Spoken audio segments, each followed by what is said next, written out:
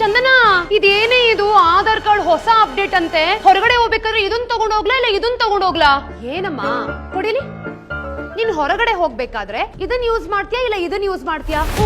ಎರಡೂ ಎತ್ಕೊಂಡು ಹೋಗ್ತೀನಿ. ಇನ್ಮೇಲೆ ನೀನ್ ಇದೆರಡನ್ನು ಕೂಡ ಯೂಸ್ ಮಾಡೋ ಹಾಗಿಲ್ಲ. ಯಾಕೆ ನೋಡು, ಜಸ್ಟ್ 50 ರೂಪೀಸ್ ಪೇ ಮಾಡಿ PVC ಆಧಾರ್ ಕಾರ್ಡ್ ತಗೋಬಹುದು. ಗೊತ್ತಾ? PVC ಪೈಪ್ ಗೊತ್ತು. ಇದೇನೇ ಇದು PVC ಕಾರ್ಡು?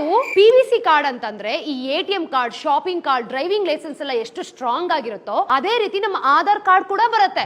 ಇದೆಲ್ಲ ನನಗೆ ಗೊತ್ತಾಗಲ್ಲ ಕಣೆ. ಅದೇನ್ ಮಾಡ್ಬೇಕು ಅಂತ ಮೊದ್ಲು ಹೇಳು. ವೆರಿ ಸಿಂಪಲ್ ಅಮ್ಮ.